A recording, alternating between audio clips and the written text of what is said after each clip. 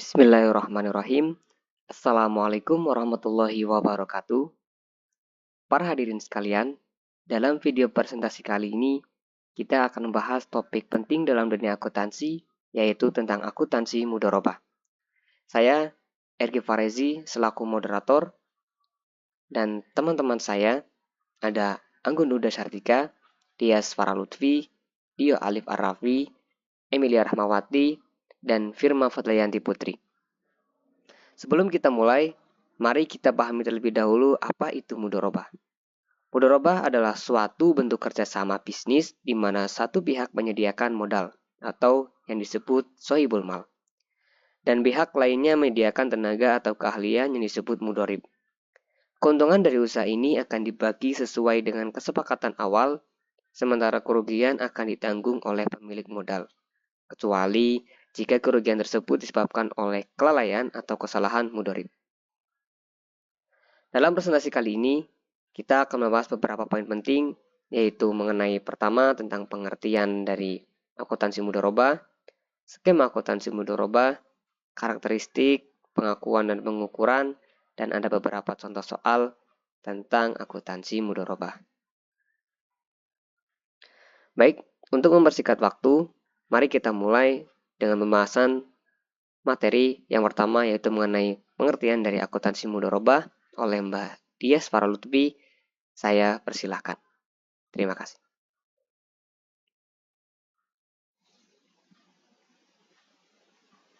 Baik, yang pertama penjelasan tentang pengertian mudharabah. Secara terminologi, mudharabah adalah akad kerjasama usaha antara dua pihak, di mana pihak pertama ini menyediakan seluruh dana, sedangkan pihak kedua bertindak selaku pengelola. Menurut para ahli fikih ulama Syafi'i, mudharabah adalah akad antara dua orang atau lebih yang salah satunya menyerahkan harta atau modal untuk menjalankan suatu usaha, dan masing-masing itu menerima keuntungan dengan syarat tertentu. Terus menurut para ahli fikih ulama Malikiyah, mudharabah adalah akad wali amanat. Lalu skema mudharabah. Ingat, pihak pertama itu sebagai penyedia seluruh dana itu dinamakan dengan sohibul mal. Kalau pihak kedua, si pengelola, ini dinamakan mudharib. Lah, sohibul mal itu memberikan dananya atau modalnya, dan mudharib memberikan tenaga atau usahanya. Dia itu si mudharib mengelola dananya sohibul mal. Kalau sudah, lalu terbentuklah sebuah usaha. Usaha sudah berjalan, lalu mendapatkan sebuah keuntungan. Lah, keuntungan ini dibagi sama rata antara sohibul mal dengan mudharib. Jika ada kerugian, itu 100% kerugian itu ditanggung sama si sohibul mal. Kayak gitu. Baik, terima kasih kepada Mbak Dias yang sudah menjelaskan materinya. Untuk selanjutnya yaitu penjelasan mengenai karakteristik akuntansi mudharabah yang akan dijelaskan oleh Mas Dio. Kepadanya dipersilakan. Selanjutnya ada karakteristik mudharabah. Berdasarkan PSAK nomor 105 tentang akuntansi mudharabah, karakteristik akad mudharabah menggunakan prinsip bagi hasil atau bagi laba, yaitu yang pertama prinsip bagi hasil. Dasar pembagian hasil usaha adalah laba bruto atau gross profit, bukan total pendapatan usaha atau omset. Yang kedua ada prinsip bagi laba. Dasar pembagian ini adalah laba bersih. Selanjutnya ada secara operasional terdapat 3 jenis akad mudharabah, yaitu mudharabah mutlaqah, yaitu mudharabah di mana pemilik dana memberikan kebebasan kepada pengelola dana dalam pengelolaan investasinya. Mudharabah ini disebut juga investasi tidak terikat. Selanjutnya ada mudharabah muqayyadah. Mudharabah di mana pemilik dana memberikan batasan kepada pengelola, antara lain mengenai tempat, cara, dan objek investasi. Mudharabah ini disebut juga investasi terikat. Yang terakhir ada mudharabah mustarakah, di mana mudharabah pengelola dana menyertakan modal atau dananya dalam kerjasama investasi. Jadi pengelola dana atau mudharib itu menyertakan modal, bukan hanya berkontribusi menyertakan tenaganya.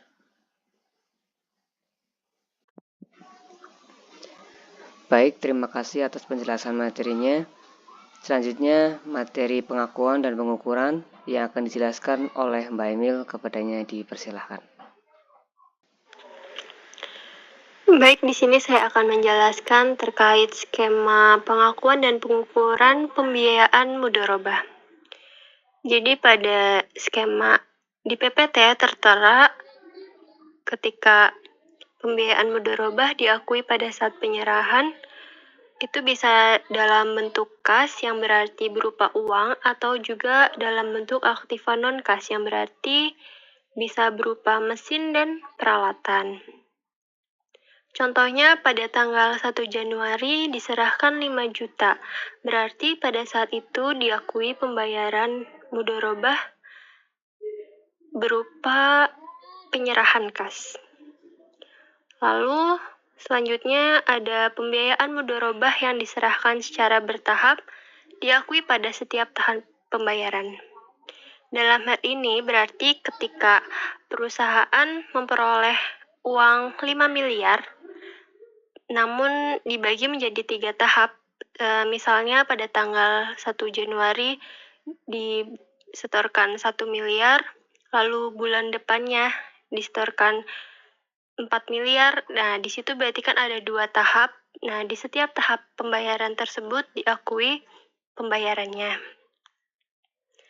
Selanjutnya, pembiayaan dalam bentuk kas diukur sejumlah uang yang diberikan bank pada saat pembayaran. Contohnya, pada pencatatan jurnalnya, pembiayaan mudharabah itu di sisi debit bertambah dan kas di sisi kredit berkurang.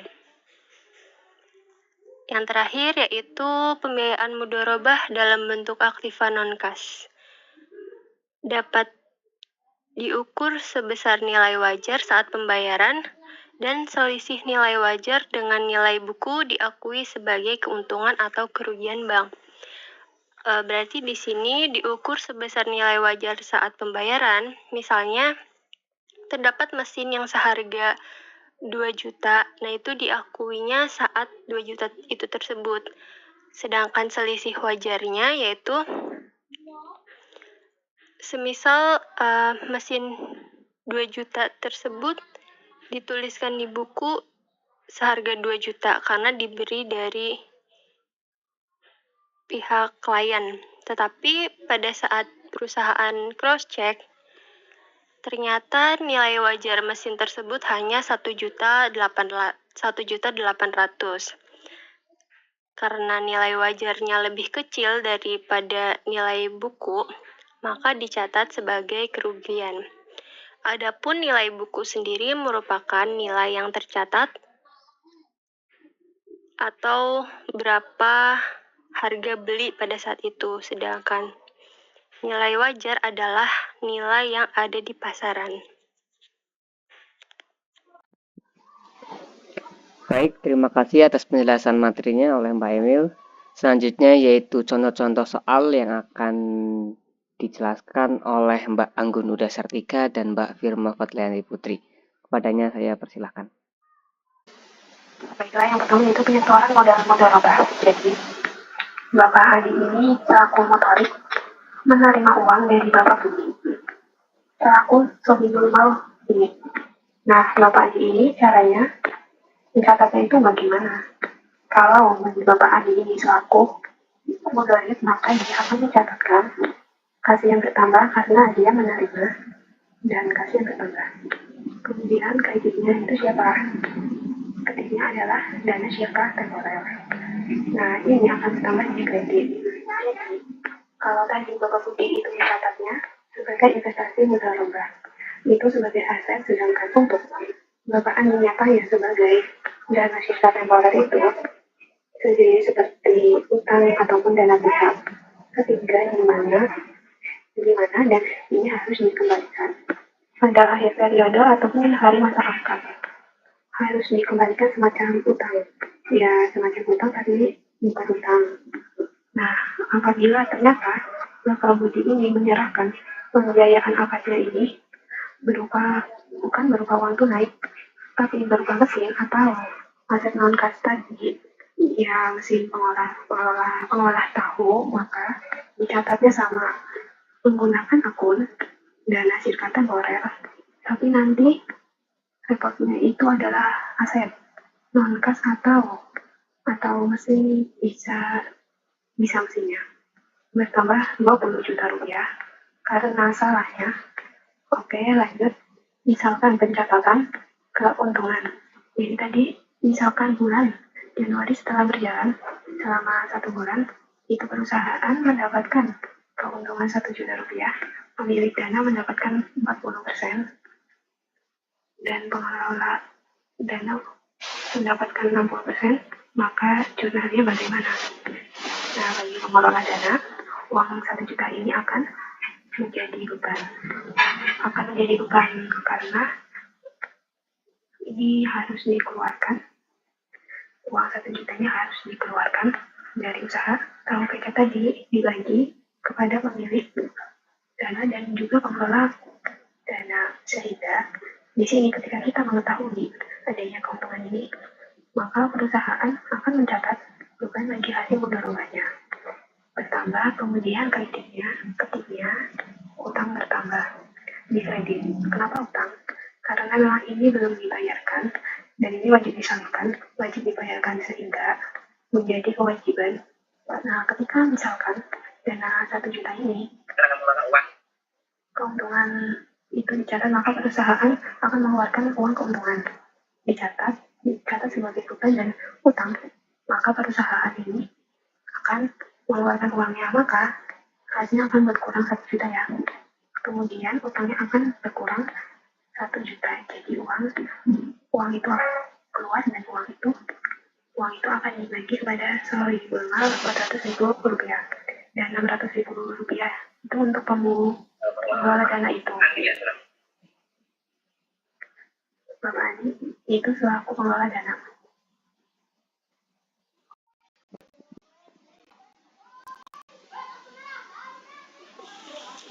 Baik, di sini saya akan menjelaskan tentang contoh soal penyetoran modal mudharabah dari sisi Sohibul Mal. Tanggal 2 Januari 2024, Bapak Budi memberikan pembiayaan dengan akad mudharabah kepada Bapak Andi untuk pendirian usaha tahu kecap sebesar 20 juta secara tunai dengan nisbah Bapak Budi 40% dan Bapak Andi 60%. Maka penulisan jurnalnya di kolom tanggal itu bertuliskan 2 Januari. Lalu di keterangan investasi mudharabah berada di dalam debit. Kenapa berada di dalam debit? Karena investasi ini modal bertambah maka berada di debit. Lalu kas berkurang berada di kredit karena duit Pak Budi berkurang 20 juta untuk modal. Selanjutnya yaitu contoh pencatatan keuntungan. Jika pada bulan Januari 2024 mendapat keuntungan sebesar 1 juta, maka pemilik dana mendapatkan 40% atau sebesar 400.000. Maka jurnalnya di kolom tanggal bertuliskan 31 Januari karena ini itu pendapatan keuntungan di bulan Januari. Maka penulisannya 31 Januari. Keterangan di dalam debit itu piutang pendapatan bagi hasil sebesar 400.000. Lalu di kolom kredit itu pendapatan bagi hasil mudharabah. Karena pendapatan itu bertambah jadi berada di kredit.